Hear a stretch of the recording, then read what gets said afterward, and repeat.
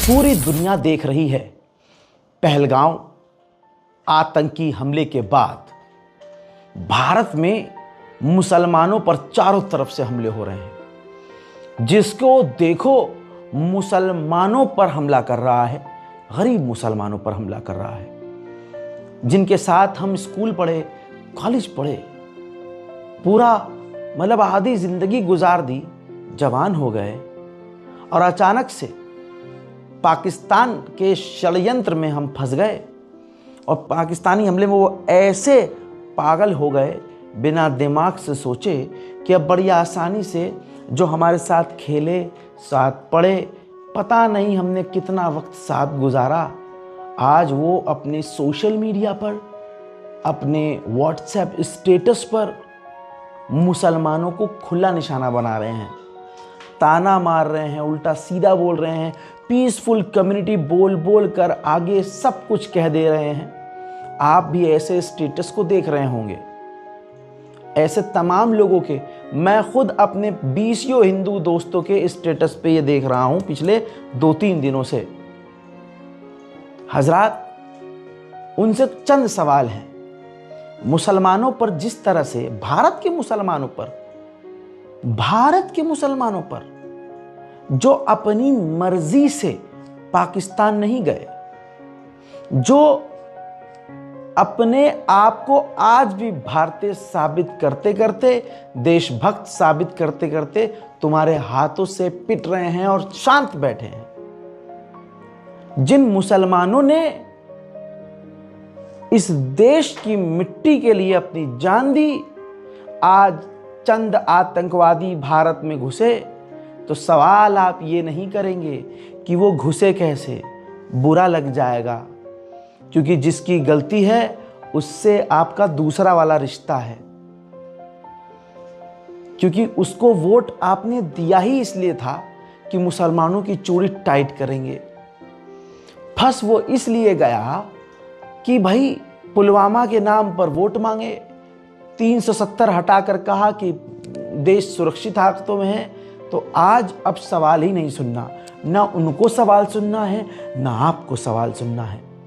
पूरे देश भर में आप मुसलमानों से नफरत कर रहे हो, जबकि भारतीय सेना के जवान मारे गए हैं। रिपोर्ट पे दिखाऊंगा, मुस्लिम जवान मारे गए हैं, इस रिपोर्ट में भी आगे देखने वाले हैं आप। सवाल आपसे ये करना चाहूंगा, क्यों बुरा लग रहा है आपको? मुसलमान आतंकवादी, आप लिस्ट बोलोगे, मैं लिस्ट तैयार कर दूंगा जिसमें देश के गद्दार हिंदू निकले हैं। ये वाला वीडियो है, अगर आपने नहीं देखा है तो जाकर देखिए। पिछले सिर्फ 2 साल के भीतर हिंदू नामी जो देश के गद्दार, जिसमें DRDO का वैज्ञानिक, एक बुजुर्ग वैज्ञानिक, अच्छी खासी उसकी 60-65 साल उनकी उम्र, RSS से उनका संबंध, DRDO में मिसाइल वैज्ञानिक गिरफ्तार प्रदीप कुरुलकर क्यों है अभी तक? क्योंकि साबित हुआ है कि इन्होंने पाकिस्तान, उसी पाकिस्तान का तो आतंकी हमला था ये, उसी पाकिस्तान को मिसाइल की तमाम जानकारी शेयर करने वाला ये हिंदू नामी था। क्या किसी मुसलमान ने आज तक इसका मुद्दा बनाया कि ये हिंदू है तो हिंदू धर्म ऐसा है, सारे हिंदू एक जैसे हैं?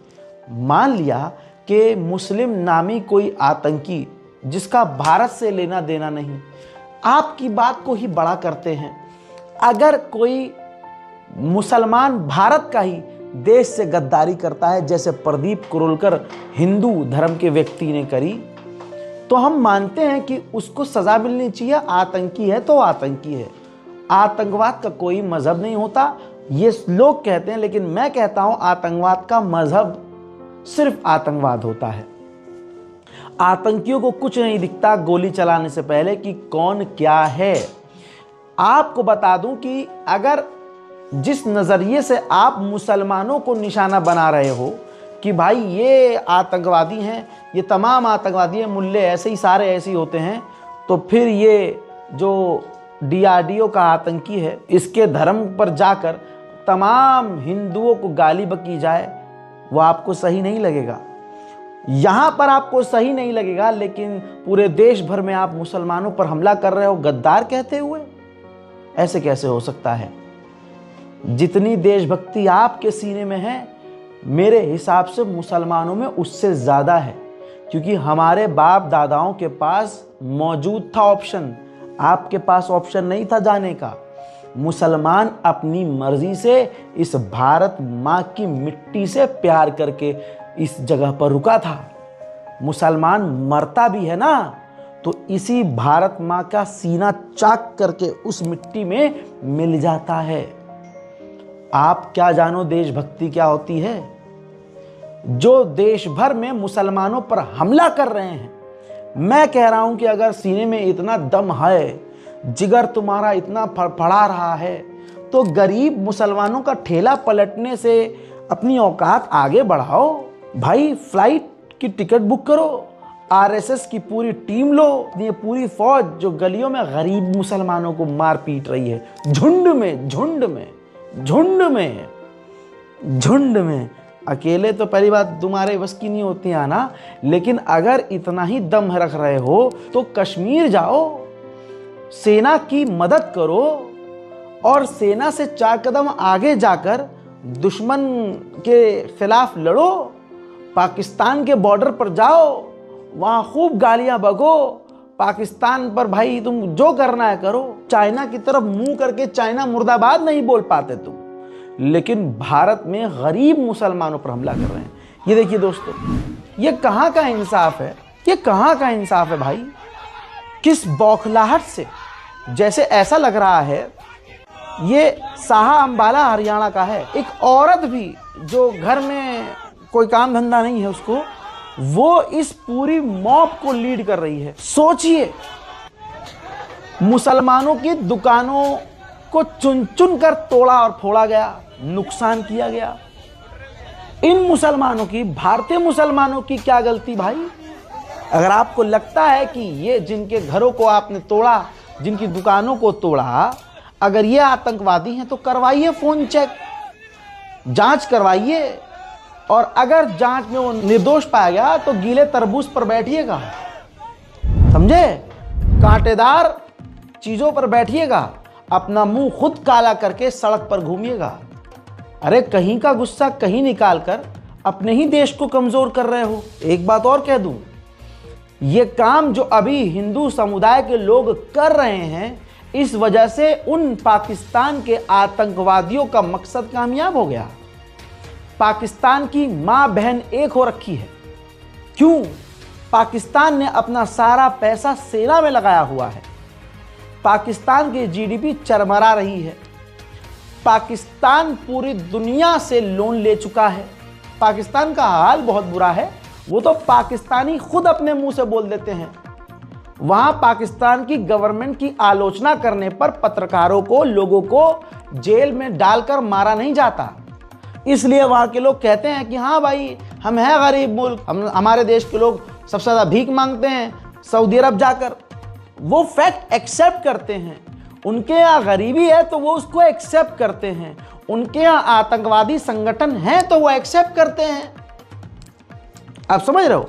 अब मेन बात यह है कि जिस तरह से बहुसंख्यक समाज मुसलमानों पर यहाँ हमला कर रहा है, तो ऐसे तो हमने पाकिस्तान के आतंकवादियों को कामयाब कर दिया। पाकिस्तान हमसे टक्कर ले ही नहीं सकता, जीडीपी में, इंफ्रास्ट्रक्चर में, कुछ भी नहीं। हाँ, मालूम है कि हम सिर्फ गोबर में उलझे हुए हैं, गौमूत्र में उलझे हुए हैं, शरबत जिहाद, रुआवजा जिहाद में उलझे हुए हैं, औरंगजेब को कब्र से जगाने में उलझे हुए हैं, लेकिन फिर भी हम पाकिस्तान से बहुत आगे हैं।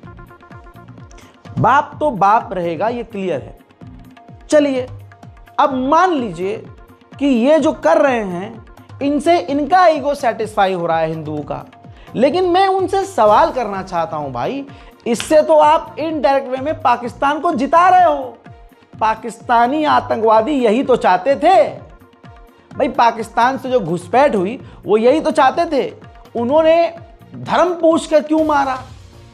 उसका एजेंडा था ना, उनका एजेंडा था कि भाई हम हिंदू मुसलमान, भारत में पहले ही ट्रेंडिंग टॉपिक है, यहां हमने हिंदू मुसलमान करके मार दिया किसी को, तो फिर उसके बाद हमें कई साल तक मारना ही नहीं। पहलगांव में हिंदुओं पर हमला किया चुन चुन कर, ठीक, तो भारत के मुसलमानों पर हिंदुओं ने चुन चुन कर हमला शुरू कर दिया। फिर आप मुझे बताइए कि उन आतंकवादियों में और हमारे इस सनातन धर्म के जो झंडा लेकर सड़क पर दौड़ रहे हैं और हमला कर रहे हैं मुसलमानों पर, इनमें और उनमें फर्क क्या रह गया? बेगुनाहों को मारने का, पीटने का, भाई फायदा बताओ आप।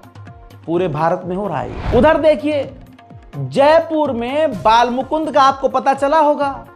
बालमुकुंद जो है रैली लेकर निकला और मुसलमानों पर हमला करने के लिए, आओ देखा ना ताओ, मस्जिद के ऊपर चढ़ाई कर दी, मस्जिद की सीढ़ी पर पाकिस्तान का झंडा लगाया, फिर उसके बाद वहां नारेबाजी की। अरे भाई तुम पाकिस्तान का झंडा पैखाने पे लगाओ, पाकिस्तान का झंडा सड़क पे लगाओ, उससे ना पाकिस्तानी को फर्क पड़ा ना किसी और को फर्क पड़ा। बात तो यह है कि जब राफेल खरीदा है, बात तो यह है जब हमारे पास खतरनाक इजराइल और रशिया और अमेरिका की लॉन्ग रेंज की मिसाइल हैं, बात तो यह है कि हमारे पास विक्रांत जैसे युद्धपोत हैं, बात तो यह है कि हमारे पास खतरनाक टैंक हैं, तो भाई पाकिस्तान के झंडे को ही जलाकर दबाकर अपना ईगो सेटिस्फाई क्यों कर रहे हो भाई? सीधा अटैक करो। उधर से पाकिस्तानी तो खुद ही इंतजार कर रहे हैं कि यार टाइम निकल रहा है, हमला नहीं कर रहे यार, ये करो ना आप, ये ट्रेंड चलाओ ना। बालमुकुंद ने जब ये काम किया तो देखिए ये सरासर, भाई देश में इस वक्त खतरा मंडरा रहा है, इतना बड़ा सिक्योरिटी लैप्स हुआ। ऐसे में अगर हिंदू सच में देशभक्त हैं तो वो एकदम सबको एक करके चलते। हाँ, जिन पे तुम्हें शक है करो एफआईआर, मुसलमानों को चुन चुन के एफआईआर करवाओ, जांच करवाओ, और जैसे मैंने कहा कि फिर अगर वो निर्दोष साबित हुआ फिर आपको टट्टी चाटनी पड़ेगी, टट्टी चाटिएगा जरूर। फिर देश की विभाजनकारी नीतियों में सबसे आगे हैं ये। अब इसके बाद क्या हुआ? जब विरोध हुआ, देखिए राजस्थान जयपुर में जब विरोध हुआ बालमुकुंद का कि भाई भारत की मस्जिद और भारत के मुसलमानों को क्यों निशाना बना रहे हो और उसको गिरफ्तार करो, तो उल्टा पुलिस ने क्या करा, बजाय लॉ एंड ऑर्डर कंट्रोल करने के सीधा मुसलमानों के ऊपर लाठीचार्ज कर दिया। कहा कि कोई प्रदर्शन नहीं होगा, बुरी तरह से मारा। बहरहाल ये मैंने पूरा सेंसर करके लगाया है, मैंने दिखाया है आपको ताकि माहौल खराब ना हो। इसके बाद क्या हुआ, अब देखिए बड़ा इसमें मुसलमानों को भी बुरा लगेगा और हिंदुओं को भी बुरा लग सकता है, बहुत खुला सच बोल रहा हूं। इसके बाद क्या हुआ, जब मामला बढ़ा तो माफी वीर बालमुकुंद ने तुरंत माफी मांग ली। ये होते हैं माफी वीर भाई। देखिए अगर किसी को लगता है कि ये चीज ठीक नहीं है, धार्मिक भावनाएं आहत हुई, तो मैं उसके लिए खेद प्रकट करता हूँ। कुछ स्टिकर छपाए गए जिन पे आतंकवाद मुर्दाबाद, पाकिस्तान मुर्दाबाद, इस प्रकार के स्टिकर, कि ये संविधान के आधार पे देश चलता है, यहाँ सबको अपने धर्म पूजा पद्धति मानने की सबको अधिकार है, उस तहत हम सब मान रहे हैं। अब सवाल यह है कि अब थूक के जो तुम चाट रहे हो तो काम ऐसा क्यों करना? जहां देश को एकता की जरूरत है, आप एक समुदाय को गरिया रहे हो, कोस रहे हो, उसको उकसा रहे हो। देश गम में है, तुम भड़का रहे हो। अब आपको बताऊं, भाजपा खुद ये नहीं चाहती इस वक्त कम से कम कि देश में हिंदू मुसलमान हो। ऐसे बहुत सारे एग्जाम्पल आपको दिखाऊंगा। बालमुकुंद को फोन करके भाजपा के प्रदेश अध्यक्ष ने नाराजगी जताई। तवज्जो है, ये रिपोर्ट है। भाजपा के प्रदेश अध्यक्ष ने फोन करेगा कि बालमुकुंद ये तुम बहुत खराब कर रहे हो, इससे चीजें स्थिति और बिगड़ेगी। नाराजगी जताई तो बालमुकुंद ने माफी मांगी। इसी तरह से अब आइए उधर कश्मीर में जो बीजेपी के नेता विधायक हैं। अब बीजेपी से हम लोग क्या उम्मीद करते थे, लेकिन यहां टोन चेंज है। कश्मीर में भाजपा के सीनियर दिग्गज विधायक कश्मीरियों के लिए कह रहे हैं कि ऐसी मेहमान नवाजी पूरी दुनिया में कोई नहीं करता। मैं एक्सप्लेन क्या करूं, आप खुद ही सुनिए, हिंदी में ही है भाई, और समझिए कि भाजपा खुद कह रही है कि भाई ये सब हिंदू मुसलमान मत करो। लेकिन ये कौन है फिर? हैं तो वही भाजपा। मैंने एक बार कहा था कि ये जो बीजेपी है ये इतनी नफरत फैला रही है कि सबको ज़ॉम्बी बना रही है, और वो जो ज़ॉम्बी बन गए हैं वो इतने खतरनाक लेवल पर बन चुके हैं कि कल को मोदी जी आकर कहेंगे कि प्यार से हिंदू मुसलमान मिलकर रहो, तो ये भीड़ हमारे प्रधानमंत्री माननीय मोदी जी को भी गरियाने लगेगी। ये फैक्ट है, आदत पड़ जाती है ना नफरत की। अब देखिए और सुनिए कि भाजपा का कश्मीर में जो विधायक है वो क्या कह रहा है। कश्मीर का बच्चा बच्चा आपको ऐसा लगेगा जैसे आपके घर के फैमिली मेंबर हैं। आप हमारे मेहमान हो, आप समझो कि ये आपका घर है। परेशान मत हो जाना, घबराना नहीं। कश्मीरी दिल से आपको बहुत अच्छा है, बहुत अच्छा है। कश्मीरी लोग बहुत अच्छे हैं। मिले जी 3 दिन हो गए हमने। बहुत अच्छे हैं। हाँ।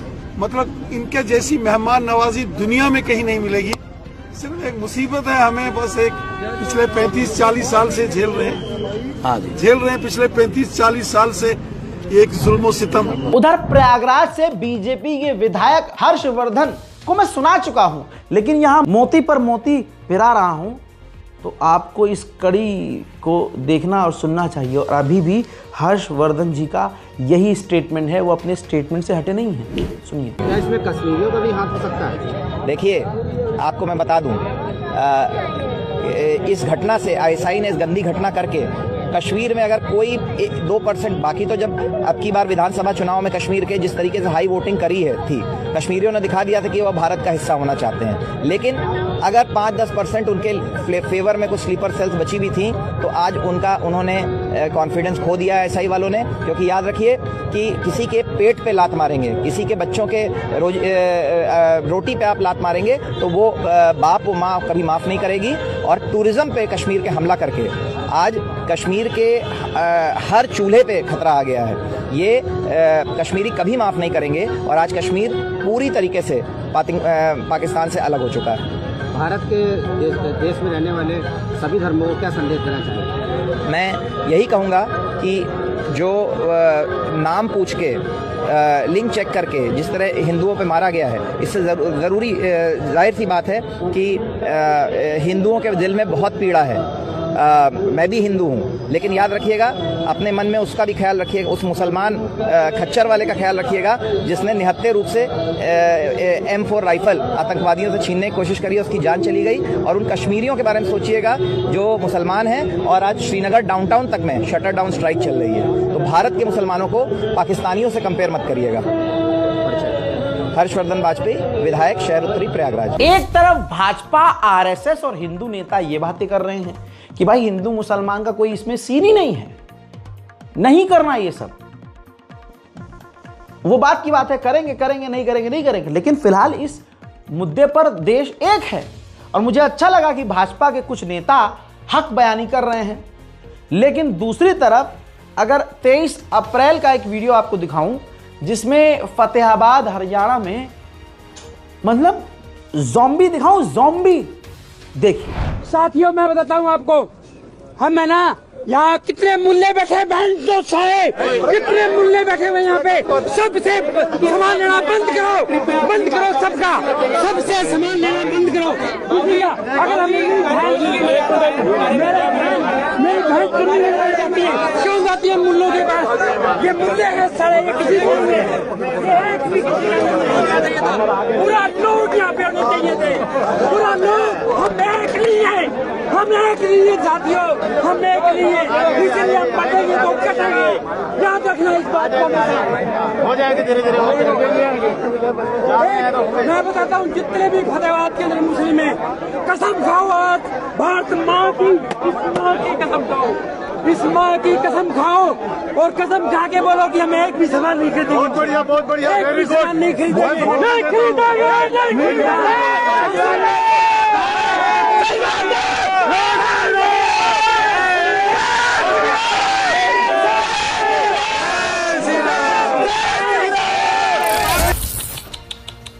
सोचिए, ऐसी स्थिति में इस भीड़ के अगर हत्थे कोई मुसलमान चढ़ जाता, जिंदा बचता? ये देश में कर क्या रहे हैं, हो क्या रहा है? प्रशासन, पुलिस कुछ कर नहीं रही। क्यों कर रहे हो भाई? इससे देश मजबूत नहीं हो रहा है, कमजोर हो रहा है। पाकिस्तान को बैठे बिठाए, बिना मिसाइल, बिना गोली चलाए कामयाबी मिल रही है और इसमें तुम साथ दे रहे हो। कई जगह पर ऐसी घटनाएं इतनी ज्यादा हो गई कि मजबूरन पुलिस को संज्ञान लेना पड़ा। गाजियाबाद के सिरोही की एक जगह है, वहां पर ये वाला मंजर, आपको ये चेहरा याद होगा। इन लोगों ने पहलगाम के नाम पर अपने इलाके में, उस गांव में मुसलमानों के खिलाफ जो है बवाला काट दिया कि कोई मुसलमान जो है फेरी वाला नहीं आएगा, सामान बेचने वाला नहीं आएगा, और मुसलमानों के खिलाफ जो वो बोल सकते थे बोला। सब ने बहुत जहर उगला। अब खबर यह है कि गाजियाबाद पुलिस ने FIR दर्ज कर ली है। आपके सामने आप देख सकते हैं, FIR की कॉपी है। नाम जो है आप देख सकते हैं, अरुण, अमित, वंश, मोनू, रंजन, चिराग और प्रवीण। और भी लोग इसमें शामिल हो सकते हैं। पुलिस ने जो है गिरफ्तारी की तैयारी शुरू कर ली है। बहुत जल्द ये गिरफ्तार होंगे और BNS की धारा 302, 351(2) और 66 धाराओं में मामला दर्ज किया। क्यों अपने आप को मुसीबत में डाल रहे हो मेरे भाइयों? मैं हिंदू भाइयों से कह रहा हूं, ऐसी चीजें करके भले ही 24 घंटे में आपको बेल मिल जाएगी, हैं, लेकिन केस तो चलेगा। अबे भाई, रोजगार नहीं है आपके पास, बेरोजगार हो तुम, या कॉलेज में पढ़ते हो, बाकी दिन जिम में पड़े रहते हो, करते क्या हो जिंदगी? भविष्य क्या है आपका? जेल, कोर्ट कचहरी के चक्कर लगाना, ऐसे कांड करके क्या फायदा? बदमाश की जिंदगी ऐसी होती है भैया, एक बदमाश के हाथ से दूसरा बदमाश खत्म हो जावे है, फिर तीसरा आके उसको निपटावे, फिर चौथा आके उसको निपटावे, यही चलता रहता है।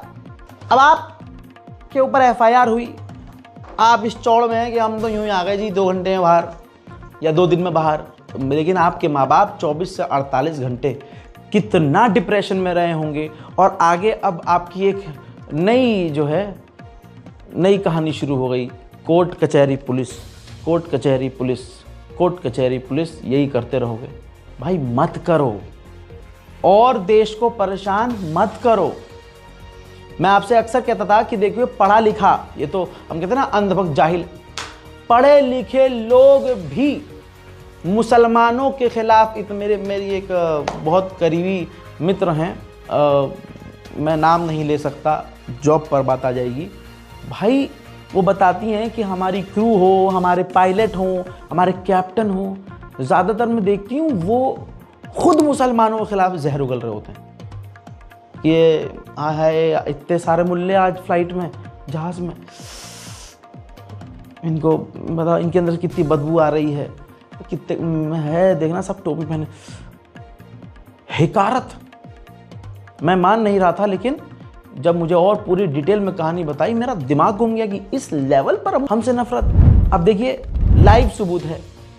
कोलकाता की एक डॉक्टर ने पहलगाम मामले के बाद, पहलगाम के ही रेफरेंस देकर इन्होंने एक मुस्लिम प्रेग्नेंट औरत का इलाज करने से मना कर दिया कि हम इलाज नहीं करेंगे, मैं इलाज नहीं करूंगी।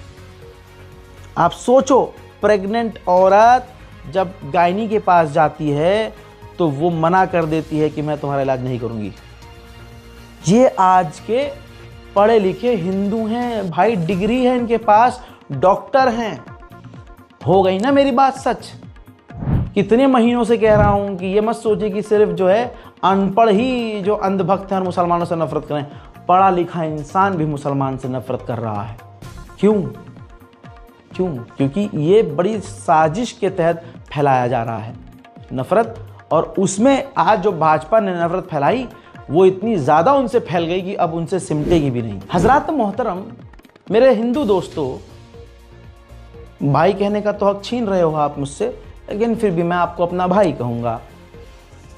ज़रा इस बात पर गौर कीजिए कि आपके दिल और दिमाग में ऐसा क्या बिठा दिया गया है कि आपको सामने का सच नज़र नहीं आता, लेकिन प्रोपेगेंडा वाला झूठ आपको सच नज़र आता है।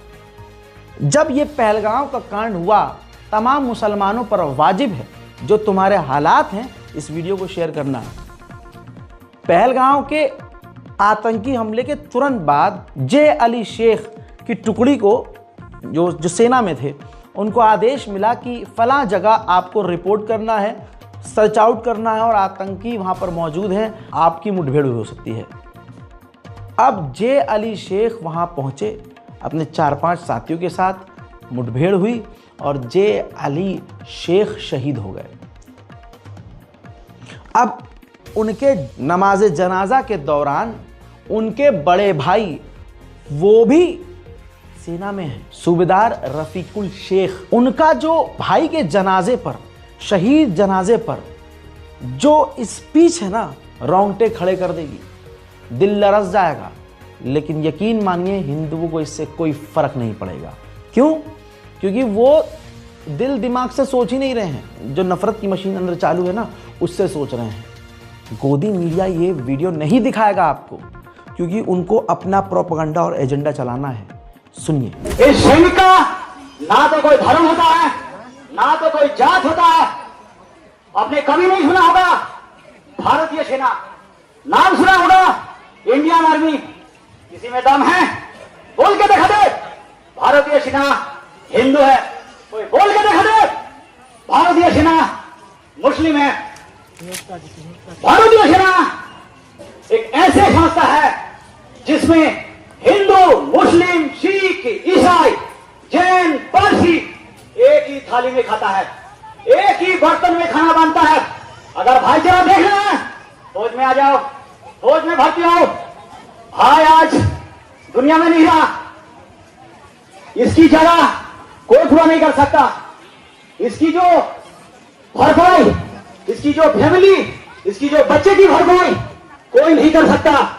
लेकिन उससे ज्यादा, सबसे ज्यादा गर्व है जो मेरा भाई इस देश के लिए, इस देश की जनता के लिए अपनी जान को आहुति दिया होगा। आपने बहुत सुना होगा, न्यूज़ में, चैनलों में देखा होगा, कश्मीर में, पहलगाम में हिंदुओं को चुन चुन के मारा गया। उसी हिंदू भाइयों का बदली लेने के लिए मेरे भाई झंडू अली शेख, जब उसको सूचना मिला, अल्लाह अकबर अल्लाह, हम मुसलमान हैं, देशभक्त हैं, हमारे बाप दादाओं ने अंग्रेजों से माफ़ी नहीं मांगी, हमारे उलमाए दीन ने, हमारे मौलानाओं ने अंग्रेज़ों से माफ़ी नहीं मांगी। दिल्ली से लेकर 80 किलोमीटर दूर दूर तक चारों तरफ मुसलमान मौलानाओं के इतिहास पढ़ लेना। मुसलमानों के जो इमाम हैं, मौलाना होते हैं, उन क्रांतिकारियों के सर कलम कर दिए गए और लटका दिया था।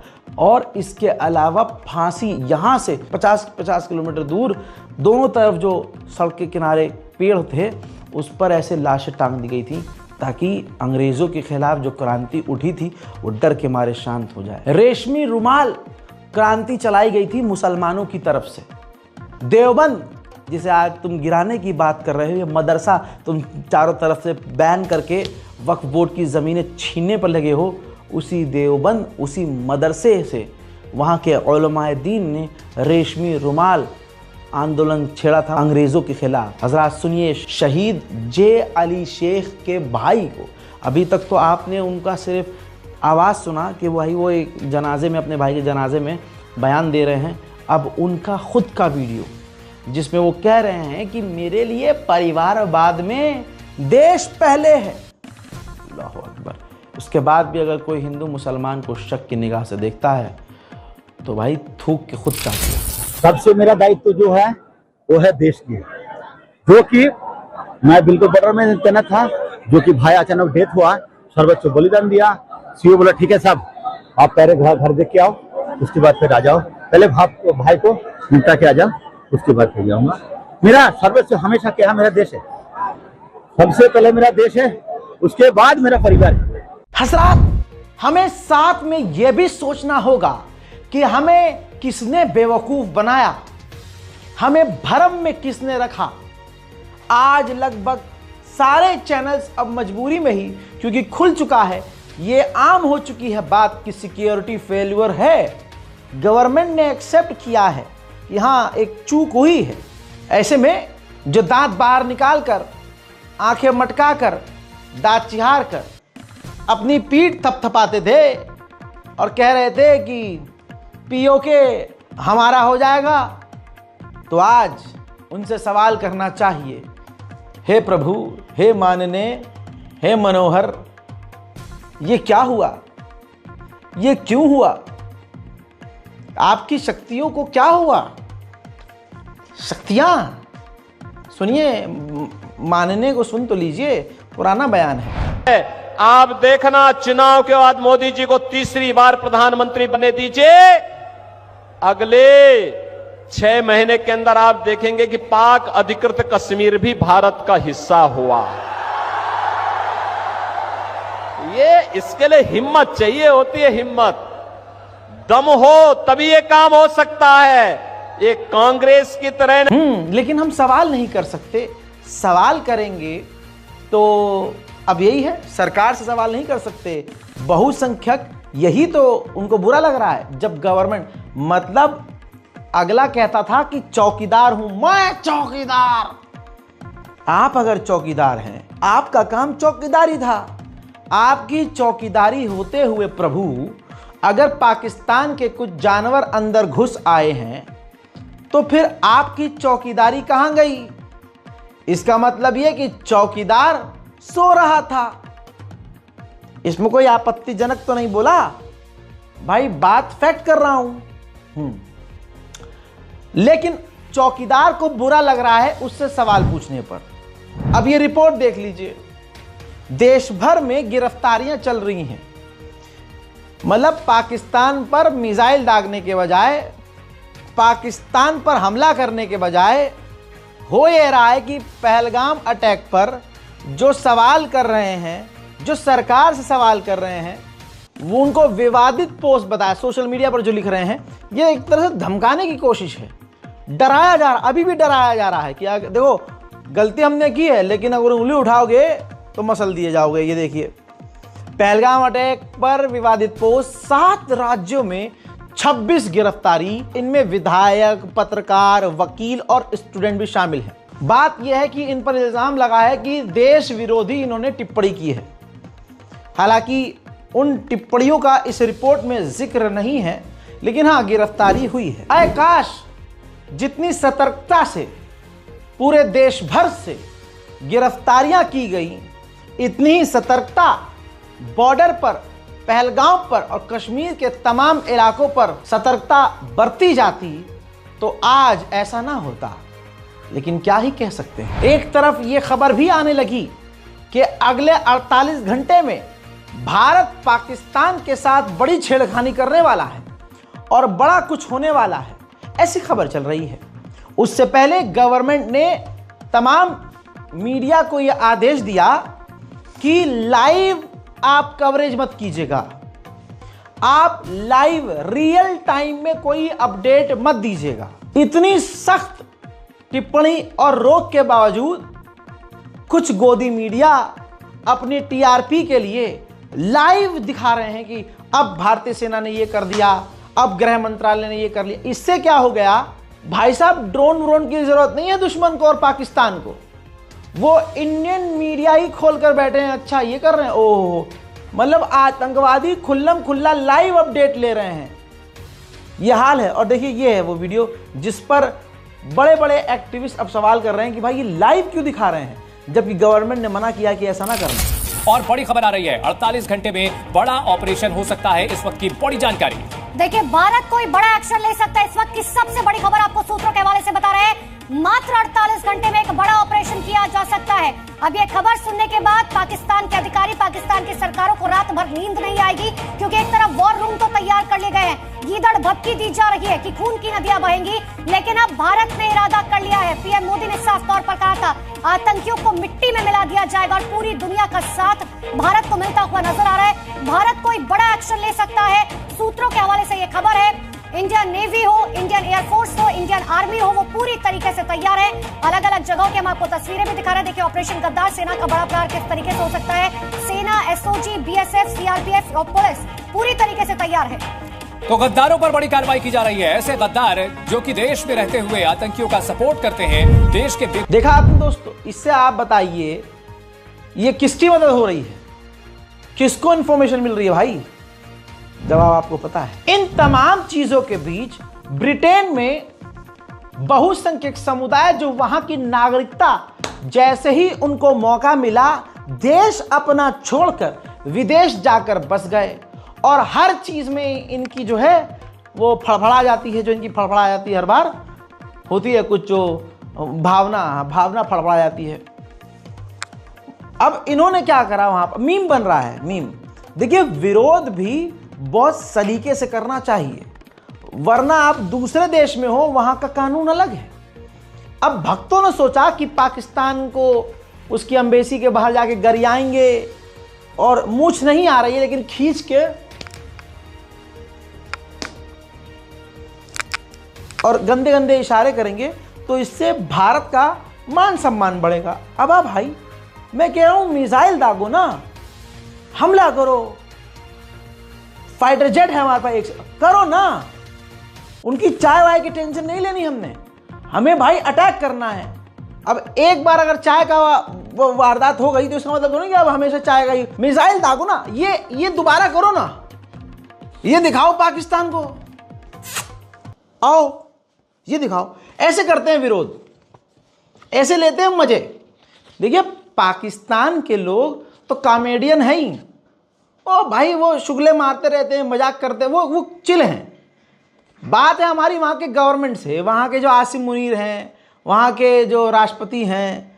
अब बताइए पाकिस्तान के लोग, यार ये है आप, ऐसे हो जाता है आपके साथ। देखो हम सरकार की आलोचना करते हैं, हम पक्ष विपक्ष के सवाल करते हैं, लेकिन जब भारत की बात आएगी तो मुन्ना हम तो अपने मुल्क के साथ खड़े हैं। आपको अपना मुल्क मुबारक, हमें अपना मुल्क मुबारक। ईमानदारी से देखा जाए तो 2-3 आदमियों को इतिहास से हटा दिया जाए तो पाकिस्तान हमारा ही है, पाकिस्तान का कोई इतिहास ही नहीं है। सच्चाई ये है, ये देख रहे हो।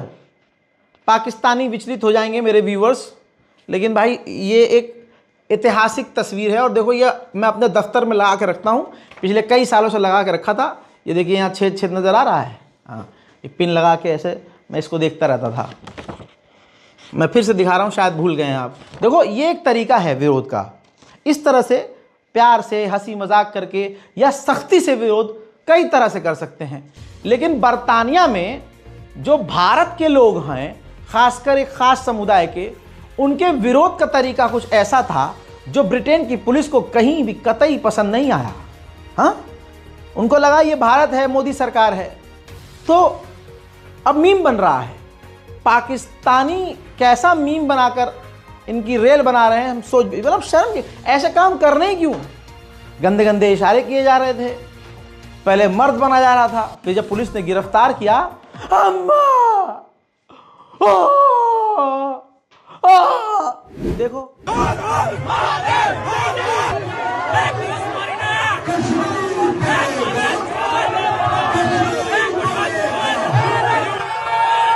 A few moments later.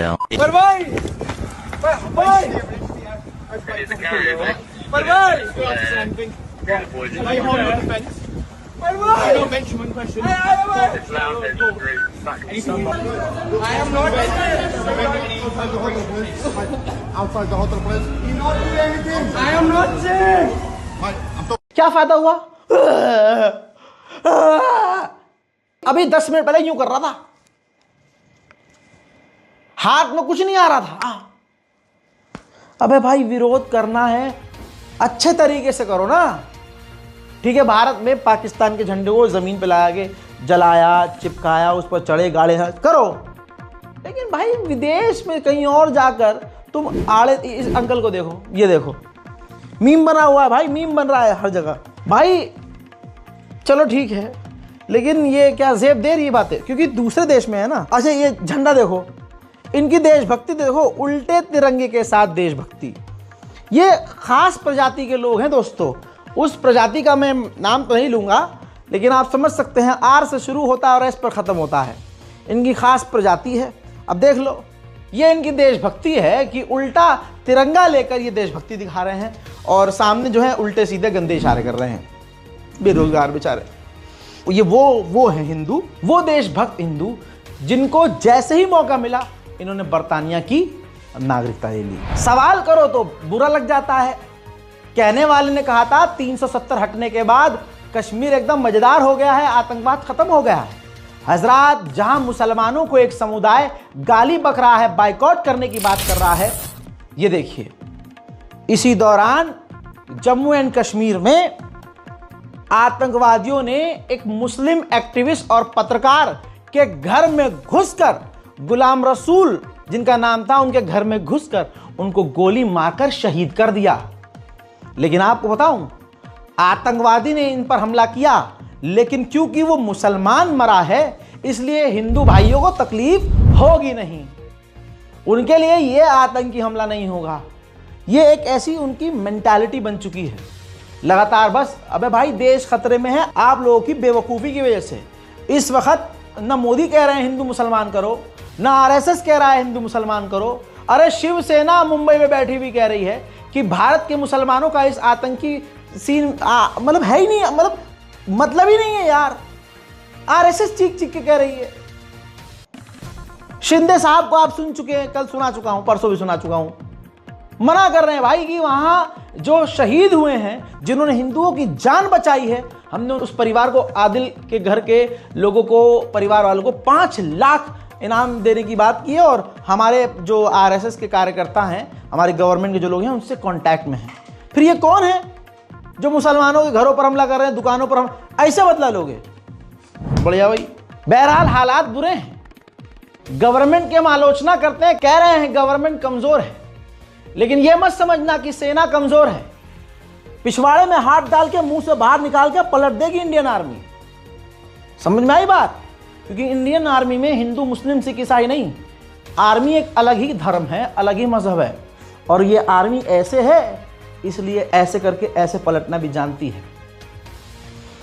पाकिस्तानियों को लग रहा है हम पानी नहीं रोक पाए, हाँ नहीं रोक पाएंगे हम पानी, फैक्ट है। अब आदमी बौखलाहट में अपने बचाव में कुछ तो कहेगा, हम पानी बंद कर देंगे।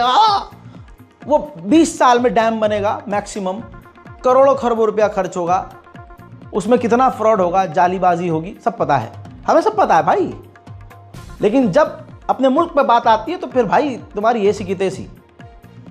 सुनो, बल्कि देखो, पाकिस्तान के बेहद करीब, बेहद करीब इंडियन नेवी एक्टिव हो गई है। इसमें उसने खतरनाक ड्रिल करी है, लाइव फुटेज है, एक्सक्लूसिव। खतरनाक ड्रिल करी है और मिसाइल फायर करी है। और ख़ास बात यह है कि इसमें जो मिसाइल थी वो काफ़ी लॉन्ग रेंज की मिसाइल थी। और इंडियन नेवी ने कहा है कि हम हर तरह से, हर परिस्थिति के लिए तैयार हैं। आज़ाद, उधर एक बात है, ये बात मैं मानता हूं कि मोदी सरकार ने अपने बचाव में कह दिया कि हम डैम बंद कर देंगे, ये कर, और पाकिस्तानी मजाक उड़ा रहे हैं। अरे हम मुंह धोने को जा रहे थे, पहली बार हम साबुन से मुंह धो रहे थे, तुमने यार पानी बंद कर दिया, पानी खोल दो।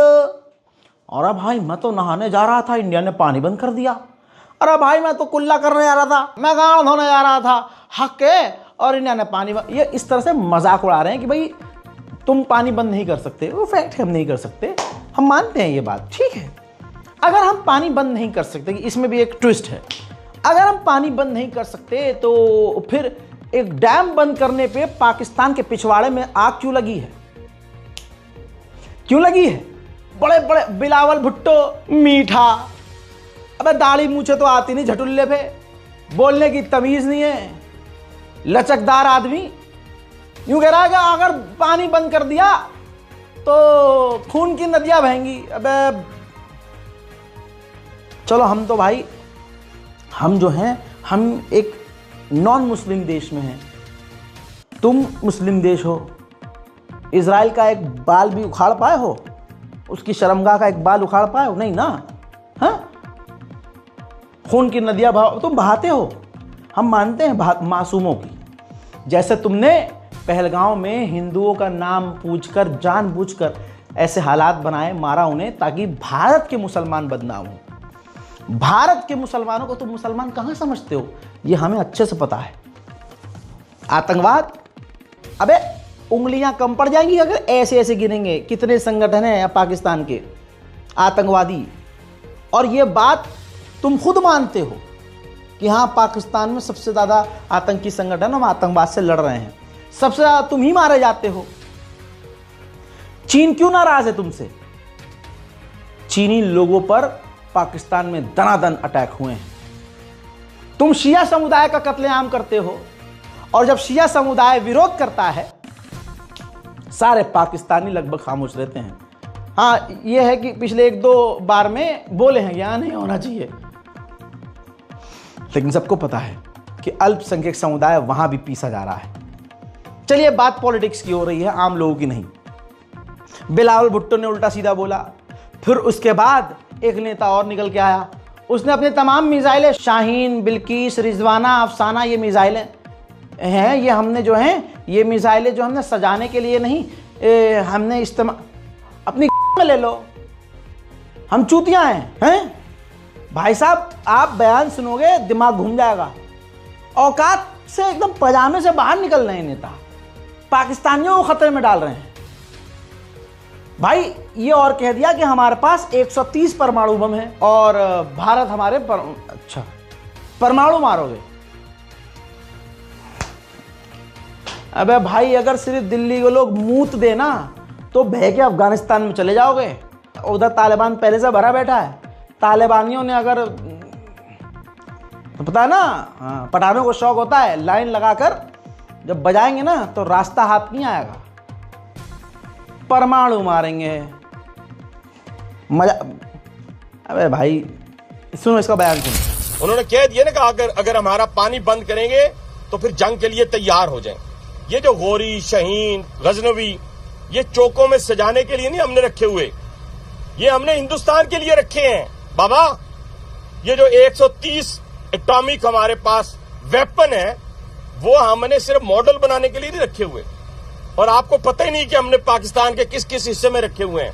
ये दुनिया भी जानती है, आप भी जानते हैं, वरना आप तो इतने मक्कार बनिए हैं कि अभी तक पाकिस्तान के ऊपर कई दफा हमलावर हो चुके होते। आपने बड़ी दफा कोशिश की, लेकिन जब आपको पता चला कि हमारे शाहीन जो है फिजाओं में आ गए हैं तो आप भाग गए। तो इसलिए मैं दोबारा दोहराने लगा हूं, ये जो बैलिस्टिक मिसाइल है, ये जो क्रूज मिसाइल है, ये जो शाहीन है, गौरी है, ये मैं फिर दोहराने लगा हूं, ये हमारे चौकों में नहीं है, ये हमारे बिल्कुल आप इनका रुख आपकी तरफ है और किसी की तरफ नहीं है। तो इसलिए ये सोचना भी ना कि आप पाकिस्तान की हदूद को क्रॉस करोगे, अगर सोचोगे भी तो उसका खमियाजा आपको भुगतना पड़ेगा। मैं कभी पाकिस्तान के या किसी मुल्क के लिए इस जबान का, इस लहजे का इस्तेमाल नहीं करता हूं, लेकिन बेतुकी बात है भाई, पॉलिटिकल वॉर है। तुमने क्या करा? बंदे मार दिए, बेगुनाहों को मार दिया, हैं, मासूमों को मार दिया, निहत्तों को मार दिया। फिर अब कह रहे हो सबूत क्या है, सबूत क्या है? आज तक जो भारत ने सबूत दे भी दिए, तुमने माना है? अब अगली खबर है कि पाकिस्तान ने कहा है कि इंटरनेशनल जांच की जाए अंतर्राष्ट्रीय लेवल पर, जिसमें रूस और चीन, रूस और जो चाइना है वो इसकी जांच करे, हम सब मिलकर जांच करेंगे। भाई तुम तो जांच करवा लो, कुछ भी करवा लो, यहां तो सीन खराब कर दिया ना तुमने, मार के चले गए। अब जांच होती रहे, कब आ रही है रिपोर्ट, और हम कैसे मान लें कि भाई वो रिपोर्ट जो आएगी सही आएगी, जबकि तुम्हारी सारी हरकतें बता रही हैं पाकिस्तान की तरफ से पहले से ही गोलीबारी शुरू हो गई थी भारत में। मतलब मुझे भी अच्छा नहीं लग रहा कि हालात कैसे हो गए कि हमें अब पाकिस्तान को किस तरह से संबोधित करना पड़ रहा है। सोचिए भाई, अपना मुंह सलूक सही रखते तो ये लैंग्वेज नहीं सुननी पड़ती। भाई आप अपने मुल्क के लिए ईमानदार, हम अपने मुल्क के लिए ईमानदार, जब नौबत आएगी तो 2-2 हाथ भी हो जाएगी, कोई दिक्कत नहीं है। उधर ईरान बीच में कूदा। ईरान के राष्ट्रपति मसूद पेज़ेश्कियान ने अलग अलग पाकिस्तान के राष्ट्रपति से फ़ोन पर, शहबाज शरीफ से फ़ोन पर बात की और मोदी से भी फ़ोन पर बात की। मैं तो यही कहूँगा ईरान से, भाई तुम अपना पोर्ट देख लो, भाई तुम अपना बचा लो यार, जो भी है तुम अपने आप को बचा लो, पहले बीच में काय को नाक घुसा रहे हो, अपने आप को बचा नहीं पा रहे, हमारी भी ख़त्म करवाओगे तुम। उधर दोस्तों भारतीय सेना ने बिल्कुल वीडियो जारी कर दिया, इंडियन आर्मी ने। देखिए, तमाम भारतीयों को ये पता होना चाहिए कि आधिकारिक तौर पर इंडियन आर्मी ने ये वीडियो जारी की है, जिसके अंदर दिखाया है, बताया है, समझाया है कि हम हर तरह से जंग के लिए तैयार हैं। उधर पाकिस्तान हमें गीदड़ भपकी दे रहा, अपने सारे हथियार खोल के दिखा रहा है। अब जो उसका JF-17 है, JF-17, उसके अंदर उसने नई मिसाइल लगाई है जो चीन से मिली है। खतरनाक मिसाइल है, लेकिन हम तो डर गए। अजी डरे मेरा कद्दू। उड़ता भी है ये, उड़ता है नहीं, उड़ता होगा, हाँ हम मान लिया उड़ता। उड़ाओ सालो, ईंधन है नहीं तुम्हारे पास इसको उड़ाने का। याद है, अभी 1 साल पुरानी बात नहीं है, पाकिस्तान एयरफोर्स ने अपनी ड्रिल कैंसिल कर दी थी। क्यों?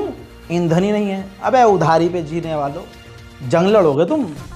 हकीकत ये है भाई, अगर लड़े, पहली बात तो तुम पे अटैक कोई होने नहीं देगा। America, Germany, France, Britain, world bank होने नहीं, क्योंकि सारा पूरी दुनिया का तो पैसा खा रखा है तुमने, सबसे उधार ले रखा है। मर आ गए तो भाई तुम्हारा लोन कौन चुकाएगा हैं? तो वो तो कोई करने नहीं देगा तुम पे हमला। अगर हो भी गया तो आज इतना बुरा हाल है तुम्हारा, आगे फिर कितना जंग, कभी भी किसी भी देश को, हमें भी नुकसान होगा, लेकिन हमें अगर नुकसान होगा तो बाबू तुम तो मिट ही जाओगे। तो ऐसे नहीं है, थोड़ा आराम से हल्का हल्का हाथ रखो। जो गलती करी है उसको कबूल करो, माफ़ी मांगो, अंतर्राष्ट्रीय लेवल पर आओ, माफ़ी मांगो और फिर खुदा हाफिज़, बाय बाय। फिलहाल की इस रिपोर्ट में इतना ही। जय हिंद।